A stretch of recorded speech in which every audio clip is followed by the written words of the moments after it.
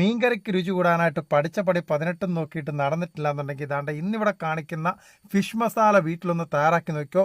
തയ്യാറാക്കി എടുക്കാൻ ഇത്ര എളുപ്പത്തിലുള്ളൊരു പൊടി വേറെ ഇല്ലയെന്ന് തന്നെ പറയാം. അതുപോലെ തന്നെ ഇതിൻ്റെ ടേസ്റ്റും മണവും നിങ്ങളെ അതിശയിപ്പിക്കും. അപ്പോൾ നമുക്കിത് എങ്ങനെയാണ് വീട്ടിൽ തയ്യാറാക്കി എടുക്കുന്നത് നമുക്കൊന്ന് കണ്ടു നോക്കാം.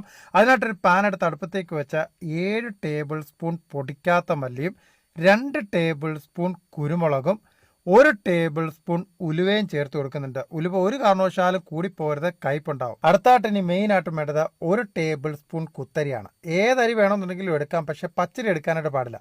ഈ അരി ചേർത്ത് കൊടുക്കുന്നത് വേറൊന്നുമല്ല, മീൻകറി തയ്യാറാക്കുന്നതായിട്ടുള്ള സമയത്ത് ആ ഗ്രേവി നല്ലതുപോലെ കുറുകി വരാൻ വേണ്ടിയിട്ടാണ്. ആ ഒരു ചാറിനൊക്കെ നല്ല ടേസ്റ്റ് കിട്ടാൻ വേണ്ടിയാണ് ഈ ഒരു മസാലപ്പൊടിയിൽ അരി ചേർത്ത് കൊടുക്കുന്നത്. കൂടെ തന്നെ 1 ടേബിൾ സ്പൂൺ ചെറിയ ജീരകവും 2 ടേബിൾ സ്പൂൺ പെരിഞ്ജീരകവും ഒരു 5-6 ഗ്രാമ്പ് കൂടി ചേർത്ത് കൊടുക്കുന്നുണ്ട്. ഇത് ചെറുതായതുകൊണ്ടാണ് 5-6 ചേർക്കുന്നത്. വലുതാണെങ്കിൽ 2 ഗ്രാമ്പ് ചേർത്ത് വെച്ചാൽ മതി. ഇനി വേണ്ട